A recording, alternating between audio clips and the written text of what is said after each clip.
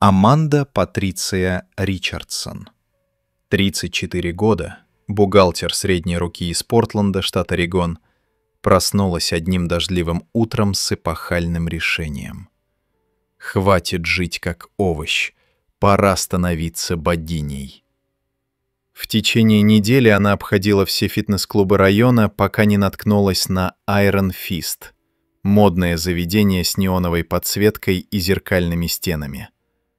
Там ее встретил Дерек Энтони Стронгмен, 28 лет, с бицепсами размером с арбуз и взглядом настоящего гуру фитнеса. «Я сделаю из вас богиню фитнеса за месяц», — заявил он, демонстрируя идеальные зубы. «Но готовьтесь к революции в вашей жизни». Аманда подписала контракт, не читая мелкий шрифт, где было указано: клуб не несет ответственности за любые непредвиденные последствия тренировок, включая, но не ограничиваясь, потерю веса, набор мышечной массы, изменение цвета кожи, спонтанное облысение и повреждение личных вещей. Тренировки начались с энтузиазмом. Дерек разработал для Аманды специальную программу, которую гордо назвал «Метод Стронгмена». Сочетание классических упражнений с его авторскими скручиваниями-приседаниями с поворотом на 180 градусов. «Это революционная техника», — объяснял он, демонстрируя движения, которые больше напоминали попытки поймать невидимую бабочку в состоянии эпилептического припадка. Она активирует мышцы, о существовании которых вы даже не подозреваете. После первой тренировки Аманда пришла домой в приподнятом настроении. Только вечером, снимая спортивную одежду, она заметила, что ее любимые колготки Лофорд за $85 покрылись сетью мелких дырочек в области бедер. Уважаемые зрители, пожалуйста, поддержите нас лайком, подпишитесь на канал и оставьте комментарий. Будет очень приятно, если вы напишете, из какого города или страны вы нас смотрите. Наверное, зацепилась за что-то в спортзале. Подумала она и забыла об инциденте. Вторая тренировка. Аманда надела новые колготки. Итальянские кальцедоки за $35. После занятия дома обнаружила, что правая нога колготок расползлась от колена до щиколотки. Идеально ровной линии, словно ее разрезали лазером. «Странно», — пробормотала Аманда. Третья тренировка. На этот раз она выбрала проверенные временем американские колготки Хеннес за $8. «Уж эти-то должны выдержать», — думала она. После метода Стронгмена колготки не просто порвались, они превратились в некое подобие рыболовной сети, причем повреждения располагались с математической точностью, каждые 3 сантиметра по всей длине ноги. К концу второй недели счет испорченных колготок достиг критической отметки. 12 пар различных брендов, от дешевых до элитных, все пострадали одинаково. Аманда начала документировать ущерб, фотографируя каждую испорченную пару с разных ракурсов. Аманда, как истинный бухгалтер, решила применить системный подход. Она завела специальную таблицу Excel под названием «Мониторинг колготок». Дата тренировки, бренд колготок, первоначальная стоимость, тип повреждений, предполагаемая причина, сумма ущерба. К концу третьей недели таблица разрослась до 18 строк. Суммарный ущерб составил $1247. Но настоящим прорывом стало открытие закономерности. Все повреждения происходили строго в одних и тех же местах. В области бедер, где, согласно методу Стронгмена, происходило максимальное скручивание с поворотом. Аманда даже провела эксперимент. Надела старые рваные джинсы и потренировалась. Джинсы остались целыми. Надела леггинсы, тоже никаких проблем. Но стоило облачиться в колготки и выполнить авторские упражнения Стронгмена, результат был предсказуем. «Дерек», — обратилась Аманда к тренеру после очередного занятия, — «у меня к вам серьезный разговор». «Слушаю, богиня», — улыбнулся Дерек, вытирая пот полотенцем с логотипом Iron Fist. «Ваши упражнения уничтожают мои колготки. За 3 недели я потеряла 18 пар». Дерек озадаченно почесал затылок. «Аманда, Я тренирую женщин уже 15 лет и впервые слышу, чтобы спорт разрушал не только отношения и кошельки, но и колготки. Может, дело в качестве? Качество? Возмутилась Аманда. Я покупаю колготки в лучших бутиках города. Лорфорд, Кальцедохи, даже элитные японские ацугли. Все рвутся одинаково. Ну, не знаю, пожал плечами Дерек. Возможно, ваши ноги не приспособлены для высокоинтенсивных нагрузок. Попробуйте купить что-то более прочное. Или вообще тренируйтесь без колготок. Как это без колготок? Ужаснулась Аманда. Я порядочная женщина. Той же ночью Аманда не могла уснуть. Она ворочалась в постели, прокручивая в голове диалог с тренером. Ноги не приспособлены к нагрузкам? Купить что-то более прочное? Внезапно ее осенило. А что, если это не случайность? Что, если метод Стронгмана намеренно портит женскую одежду? Возможно, это часть коварного плана по обогащению текстильной индустрии. Аманда включила компьютер и стала искать информацию в интернете. Через час поисков она обнаружила форум «Жертвы фитнеса», где женщины жаловались на различные проблемы после тренировок. Правда, о порванных колготках никто не писал, но Аманда не унывала. Она создала пост под заголовком «Внимание! Фитнес-тренеры целенаправленно портят женскую одежду». К утру пост набрал 347 просмотров и 23 комментария. Большинство были в стиле «Автор, вы в порядке?», но несколько человек поддержали Аманду, рассказав похожие истории про растянутые топы и разорванные леггинсы. Воодушевленная поддержкой интернет-сообщества, Аманда решила действовать радикально. Она обратилась к адвокату Сэмюэлю Борису Шмидту, который специализировался на нестандартных делах. «Аманда», — задумчиво произнес адвокат, изучив документированные доказательства. «Дело интересное. С одной стороны, ущерб на лицо. С другой стороны, колготки. «Мистер Шмидт», — горячо заговорила Аманда, — «разве размер ущерба зависит от типа поврежденного имущества? Если бы он испортил мне машину, вы бы сомневались?» «Справедливо», — кивнул адвокат. «Но нужно доказать причинно-следственную связь между упражнениями и повреждениями, и что тренер действовал умышленно или по грубой неосторожности». «У меня есть видеозаписи тренировок», — торжествующе объявила Аманда. «И подробная фотодокументация всех повреждений».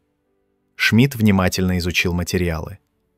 Видео действительно показывало, как Аманда выполняет странные упражнения под руководством Дерека, а фотографии демонстрировали удивительно схожий характер повреждений всех колготок. «Знаете что?» — сказал адвокат. «А ведь тут есть над чем подумать. Подавайте иск». Новость о том, что жительница Портленда подала в суд на фитнес-тренера из-за порванных колготок, распространилась по интернету со скоростью света. Первой подхватила историю местная газета с заголовком «Колготки против культуризма. Необычное судебное дело в Портленде». Затем подключились федеральные СМИ с заголовками «Довели до колготок. Женщина требует с тренера $50 000. Спортивный скандал. Фитнес губит женское белье. Дело о колготках. Новый тренд в судебной практике. Социальные сети взорвались обсуждениями. Общественное мнение раскололось. Сторонники Аманды писали: «Наконец-то кто-то поднял эту проблему. Фитнес действительно портит одежду. Требуйте компенсацию за все», — противники писали. Диагноз: колготки и спорт — это уже клиника. Денег девать некуда. А за потерю калорий тоже иск подавать будет. Дерек Стронгман оказался в центре неожиданной медийной бури. Журналисты осаждали Iron Fist, требуя комментариев. «Я в шоке», — заявил он корреспонденту 12-го канала. «За 15 лет тренерской практики я впервые сталкиваюсь с обвинениями в диверсии против женского гардероба. Что дальше? Иск за то, что после тренировок люди потеют? Администрация фитнес-клуба была вынуждена созвать экстренное совещание. Директор клуба Сэмюэл выступил с официальным заявлением. Iron Fist категорически отрицает какую-либо связь между нашими тренировками и повреждением личной одежды клиентов. Мы работаем по международным стандартам фитнес-индустрии и никогда не получали подобных жалоб. Однако в интернете уже появились новые свидетельства. Женщины начали делиться историями о том, как после тренировок у них рвались не только колготки, но и топы, майки, даже носки. Одна дама из Сиэтла написала: «А у меня после йоги лифчик расстегнулся сам собой прямо во время медитации». Адвокат Шмидт серьезно взялся за дело. Он привлек экспертов из различных областей. Текстильщик Айвен Петерсон должен был объяснить механизм повреждения ткани под воздействием нестандартных физических нагрузок. Спортивный врач доктор Елена Хелсвелл проанализировать влияние метода Стронгмана на женский организм. Психолог доктор Мария Хедстронг оценить моральный ущерб от колготочных потрясений. Со стороны ответчика выступали адвокат Питер Дефендер, специалист по спортивному праву, фитнес-консультант международного уровня Джон Смит, прилетел специально из Нью-Йорка, эксперт по качеству текстильных изделий Анна Тредвелл. В процессе подготовки к суду выяснились поразительные детали. Текстильщик Петерсон провел лабораторные исследования и обнаружил, что колготки действительно имеют критические точки напряжения именно в тех местах, где выполнялись упражнения по методу Стронгмана.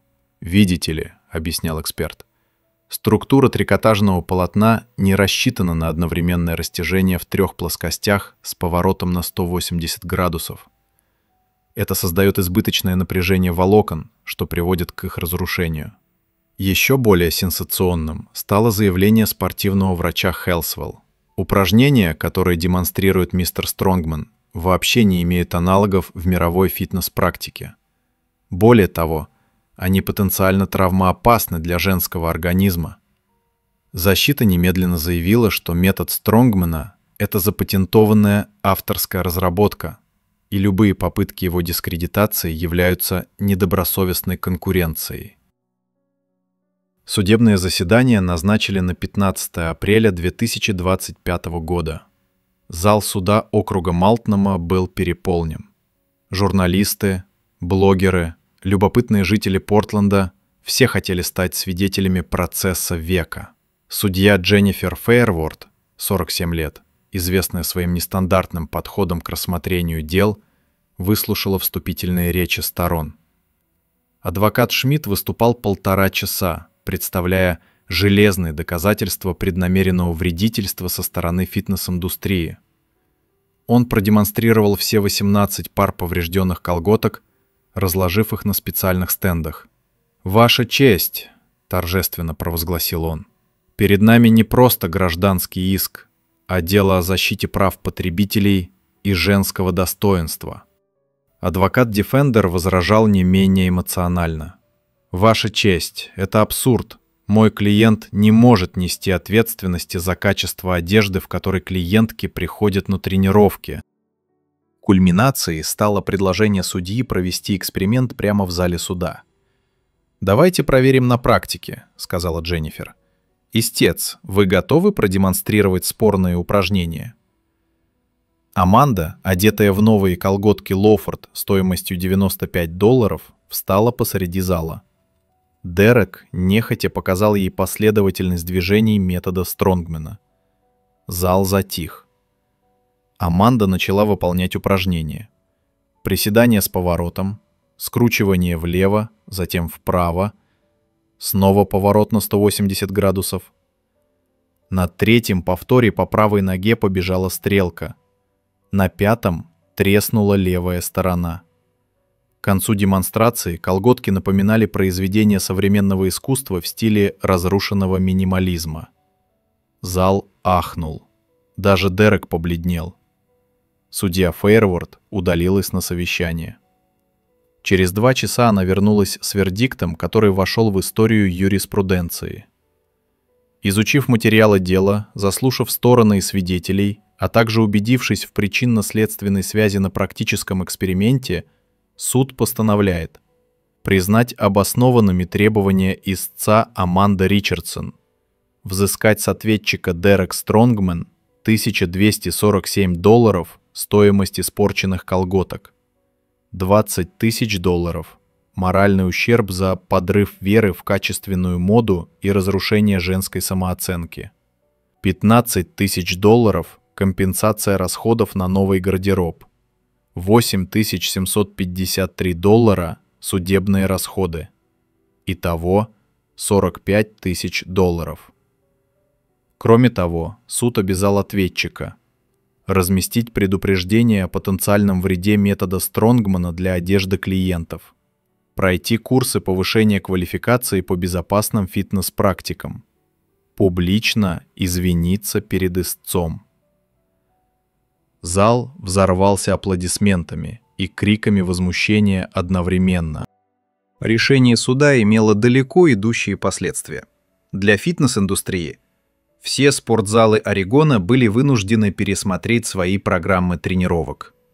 Появились новые должности консультантов по совместимости одежды и упражнений.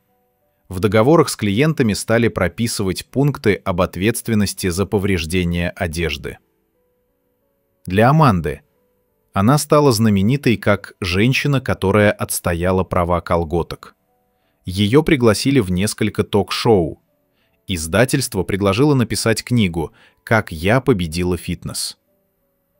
Для Дерека он подал апелляцию, но безуспешно. Вынужден был переквалифицироваться в тренера по щадящему фитнесу. Получил прозвище «Разрушитель колготок». История получила международную огласку. Американский новостной канал назвала это дело самым абсурдным судебным процессом года, а британская телерадиокомпания — символом торжества потребительских прав. Через год после исторического процесса жизнь участников изменилась кардинально. Аманда Патриция открыла консультационное агентство «Безопасный фитнес» и зарабатывает на экспертизе спортивных программ. Ее клиентами стали крупнейшие фитнес-сети страны. Дерек Энтони создал новую методику — колготко-совместимый тренинг, и запатентовал ее в 12 странах. Теперь он богаче, чем когда-либо.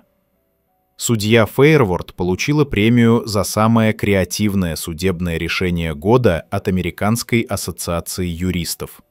Фитнес-клуб Iron Fist переименовался в Gentle Motion и специализируется на тренировках для чувствительной одежды. А в музее Портленда появился стенд «Дело о колготках» с экспонатами, теми самыми порванными колготками, которые изменили мир фитнеса навсегда. И по сей день, когда женщины Портленда идут в спортзал, они бережно выбирают одежду и шепчут: «Помни о деле Аманды Патриции». Уважаемые зрители, пожалуйста, поддержите нас лайком, подпишитесь на канал и оставьте комментарий. Будет очень приятно, если вы напишите, из какого города или страны вы нас смотрите.